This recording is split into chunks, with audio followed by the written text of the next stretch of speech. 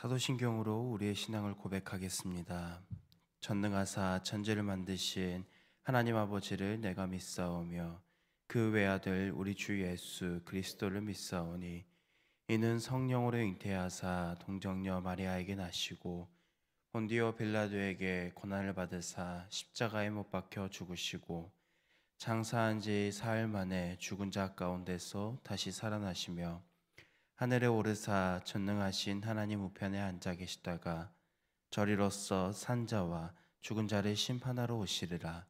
성령을 믿사오며 거룩한 공예와 성도가 서로 교통하는 것과 죄를 사하여 주시는 것과 몸이 다시 사는 것과 영원히 사는 것을 믿사옵나이다. 아멘. 우리 찬송가 393장 같이 찬송하시겠습니다. 찬송가 393장입니다. 오 신실하신 주 내 아버지여, 늘 함께 계시니 두려움 없네. 그 사랑 변찮고 날 지키시며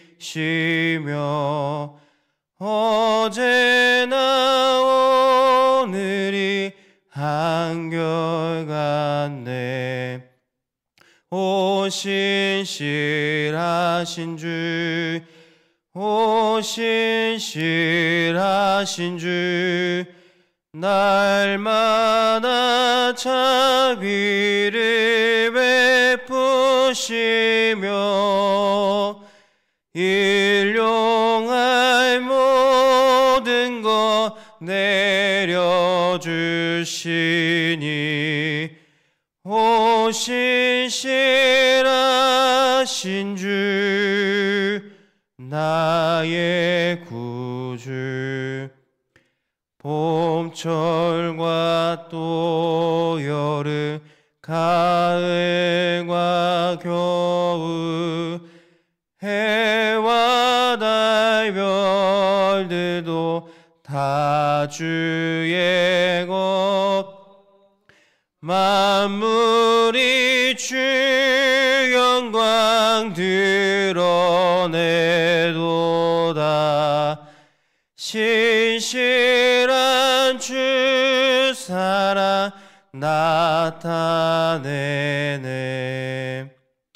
오 신실하신 주, 오 신실하신 주, 날마다 자비를 베푸시며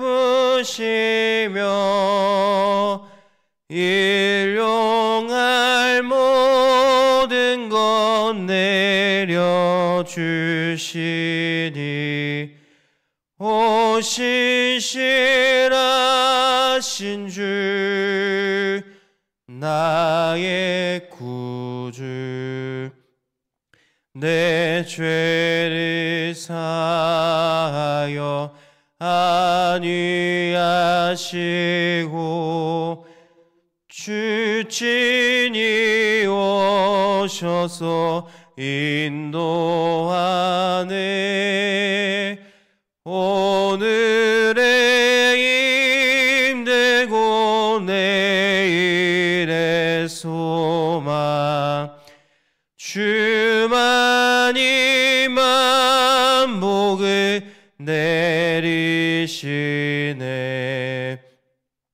오 신실하신 주, 오 신실하신 주, 날마다 자비를 베푸시며 일용할 모든 것 내려주시니 오 신실하신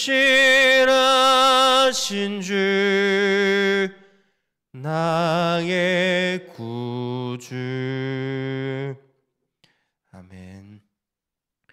신실하신 아버지 하나님, 오늘 이 새벽 하나님의 말씀을 듣는 자리로 불러주시니 너무나도 감사드립니다. 저희가 먼저 찬양을 통해 고백한 것처럼 하나님은 신실하신 분이심을 고백하며 나아갑니다. 어제나 오늘이나 영원히 변하지 않는 그 신실하신 하나님께서 우리를 지키신다는 사실을, 우리와 한결같이 함께 하신다는 사실을 기억하면서 살아가게 하여 주시옵소서. 하나님께서 저희의 삶을 인도해 주신다는 그 사실이 삶의 소망이 되고 힘이 되고 위로가 되게 하여 주시옵소서. 오늘 이 시간 특별히 하나님께 예물드린 가정이 있습니다. 하나님께서 이 가정 위에 은혜 위에 은혜를 더하여 주시옵시고 건강과 믿음과 하나님을 붙들고 살아갈 수 있는 복된 가정이 되게 하여 주시옵소서. 거룩하신 예수님의 이름으로 기도합니다. 아멘. 하나님의 말씀 학개서 1장 1절에서부터 15절 말씀 우리 함께 살펴보도록 하겠습니다. 하나님의 말씀 학개서 1장 1절에서부터 15절 말씀입니다. 구약성경 1310면에 있습니다. 학개서 1장 1절에서부터 15절 말씀 우리 한 절씩 교독하겠습니다. 다리오 왕 제2년 여섯째 달 곧 그 달 초하루에 여호와의 말씀이 선지자 학개로 말미암아 스알디엘의 아들 유다 총독 수룹바벨과 요사닥의 아들 대제사장 여호수아에게 임하니라. 이르시되 이 백성이 말하기를 여호와의 전을 건축할 시기가 이르지 아니하였다 하느니라. 여호와의 말씀이 선지자 학개에게 임하여 이르시되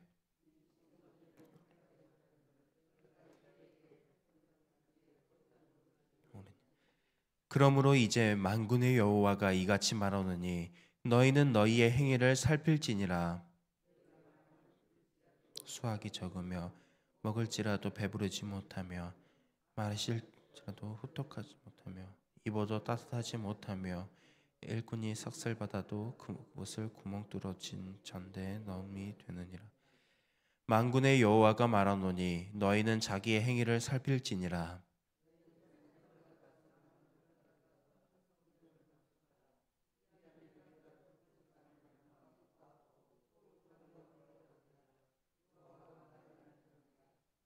너희가 많은 것을 바랐으나 도리어 적었고 너희가 그것을 집으로 가져갔으나 내가 불어버렸느니라. 나 만군의 여호와가 말하노라.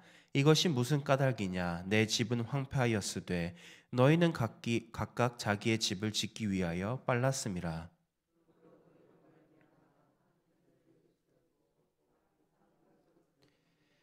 내가 이 땅과 산과 곡물과 새 포도주와 기름과 땅의 모든 소산과 사람과 가축과 손으로 수고하는 모든 일에 한재를 들게 하였느니라.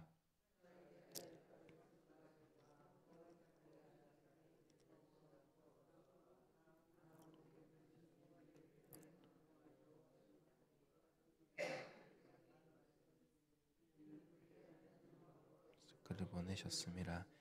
백성이 다 여호와를 경외.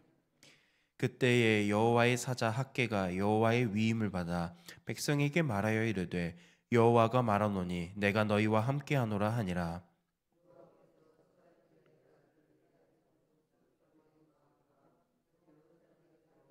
대제사장 여호수아의 마음과 남은 모든 백성의 마음을 감동시키매 그들이 와서 만군의 여호와 그들의 하나님의 전 공사를 하였으니.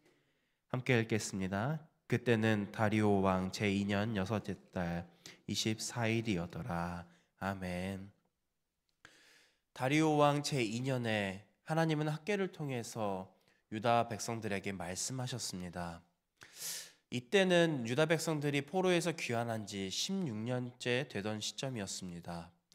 그런데 그들의 상황은 예루살렘에 돌아왔지만 성전 기초만 남겨둔 채 오랜 시간 성전 건축을 멈추고 있었습니다. 백성들은 이렇게 말합니다. 본문 2절입니다. 백성이 말하기를 여호와의 전을 건축할 시기가 이르지 아니하였다 하느니라.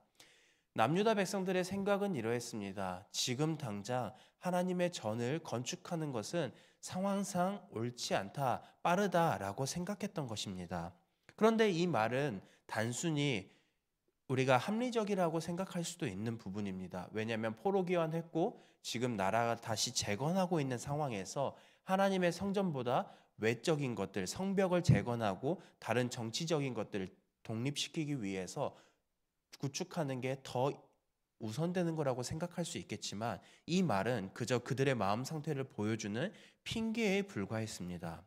이러한 마음을 품고 있었던 유다 백성들에게 하나님은 학개 선지자를 통해서 이렇게 말씀하십니다.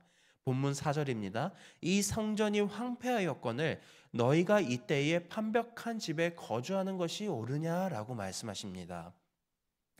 자신들의 집은 꾸미고 살아가고 있지만 정작 그들은 정말 중요한 하나님의 성전을 재건하는 것에는 관심이 없었고 그 돌보지 않는 태도를 하나님께서는 지적하셨습니다. 남유다 백성들이 포로로 돌아왔었던 그 은혜의 시기를 생각해 보면 어떻습니까? 하나님께서 왕의 마음을 허락해 주셔서 성전을 재건하러 보내셨습니다. 남유다 백성들이 이 포로 귀환을 할 수 있었던 것은 성전을 재건하기 위한 목적으로 왔었지만 지금 포로 귀환한 지 16년이 지난 시점에서 그들은 성전을 건축하는 것에서는 관심보다는 자신의 삶의 평안과 안정을 위한 것에 더 만족을 두고 있었습니다. 백성들은 눈앞에 어려운 형편과 주변 민족의 방해, 그리고 정치적인 불안정함 등을 해결하기 위해서 그것을 핑계로 성전 건축을 미뤘지만 실제로는 하나님의 일보다는 자신의 안정이 더 우선된 삶을 살아가고 있었습니다. 하나님은 백성들이 겪는 그 경제적인 어려움에 대해서도 분명하게 말씀하십니다. 너희가 많이 뿌릴지라도 수확이 적으며 입어도 따뜻하지 못하며 6절 말씀을 보면 이렇게 기록하고 있습니다. 이것은 단순한 경제 순환의 실패가 아니라 그 이후의 내용을 보면 하나님께서 허락하지 않으셨기 때문이라는 것을 알 수 있습니다. 그 이유는 9절에 나와 있습니다.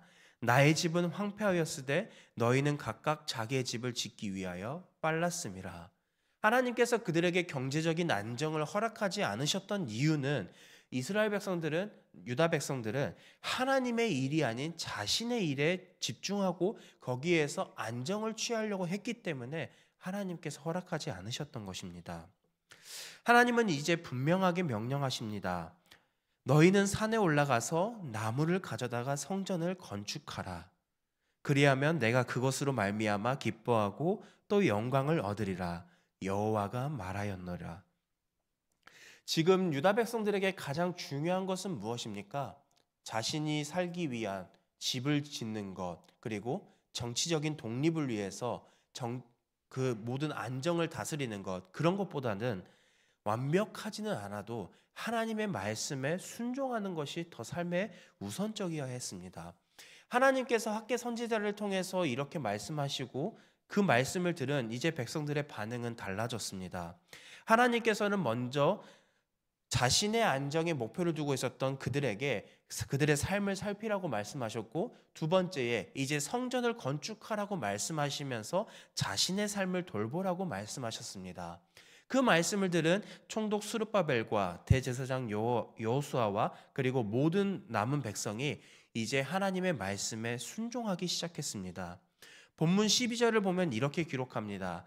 그들의 하나님 여호와의 목소리와 선지자 학개의 말을 들었으니 백성이 다 여호와를 경외하매. 백성들은 이제 외적인 그런 상황, 자신의 안정보다는 하나님의 음성에 귀를 기울였고 그 말씀에 의해서 마음이 움직여서 순종하기 시작했던 것입니다. 그리고 하나님께서는 은혜를 주셨습니다. 즉시 응답하십니다. 13절 끝부분을 보면은 내가 너희와 함께하리라 라고 하노라 라고 말씀하십니다. 백성들이 하나님의 말씀에 순종하자 하나님은 그들과 함께 하겠다라고 말씀하십니다. 그리고 이 백성들은 성전 짓는 일을 시작했습니다. 오늘 말씀을 보면 형편이 나아지면 하나님의 일을 하겠다라는 말이 마치 우리에게는 지혜롭게 들릴 수도 있는 것 같습니다. 하지만 이런 말은 사실 하나님보다는 우리의 삶에 더 많은 중심이 차지하고 있고 더 많은 관심이 있다는 것을 알려주는 대목이기도 합니다. 하나님은 우리에게 하나님의 말씀에 순종할 때에 너희의 형편이 다 좋아질 때까지 기다렸다가 순종하라라고 말씀하지 않으시고 지금 산에 올라가 나무를 가져오라고 명령하십니다. 하나님께서 원하시는 순종은 우리가 완벽하지 않더라도 그분의 말씀에 순종하는 그 삶의 태도를 원하시는 분이십니다. 오늘날 살아가는 우리 모두에게도 동일한 숙제가 주어집니다. 바빠서, 준비가 안 돼서, 지금은 때가 아니라서 라는 그런 생각보다는 우리의 삶에 하나님이 중심이 되어서 완벽하지는 않더라도 정말 단 한 걸음이라도 하나님의 말씀에 순종하고 그 말씀을 따라 살아갈 수 있는 저희 모두가 되었으면 좋겠습니다. 하나님은 우리의 상황보다 우리의 마음을 보시는 분이십니다. 그리고 우리가 하나님을 찾고 하나님의 말씀에 순종하고자 할 때 하나님께서는 이렇게 말씀하십니다. 내가 너희와 함께하노라. 하나님은 그분의 능력으로 우리를 도우시는 분이십니다. 하나님께서 우리에게 명령하신 것, 순종하는 삶은 나의 능력만으로도 감당할 수 있는 것이 아니라 하나님께서 친히 그분의 능력으로 그것을 감당하게 하시고 우리에게 순종할 수 있도록 도와주시는 분이라는 사실을 기억하셨으면 좋겠습니다. 우리가 오늘 찬송을 통해 고백한 것처럼 하나님은 신실하신 분이십니다. 이스라엘 백성들과 함께 하셨던, 유다 백성들과 함께 하셨던 하나님이 오늘 나와 함께 하십니다. 이 사실을 기억하면서 살아가시길 소망합니다. 오늘도 하나님의 말씀에 민감하게 반응하며 우리의 형편도 중요하지만 하나님의 말씀에 먼저 귀 기울이고 그 말씀에 순종하며 살아가는 저와 여러분들이 되길 간절히 소망합니다. 이 시간 말씀을 기억하며 먼저 두 가정을 위해서 기도하겠습니다. 이승희 권사님의 가정을 위해서 기도하겠습니다. 온 가족, 믿음, 감사하는 삶과 건강할 수 있도록, 그리고 자녀와 손주의 앞길 하나님께서 학업생활과 삶의 모든 부분들을 인도해 주시고 생업의 축복을 더하여 주실 수 있도록. 이어서 박윤혜 집사님의 가정을 위해서 기도하겠습니다. 성령 충만하도록, 믿음 성장하도록, 건강 회복할 수 있도록. 이어서 우리 들은 말씀과 환우분들과 우리 교회를 위해서 그리고 개인의 기도 제목으로 함께 기도하겠습니다. 사랑과 은혜가 풍성하신 아버지 하나님, 오늘 이 시간 우리가 주님 앞에 나아갑니다. 우리가 말씀을 통해 오늘 살펴본 것은 하나님은 완벽한 순종보다는 그저 즉각적인 순종, 우리가 부족하다고 할지라도 그 말씀을 따라 살아가는 삶을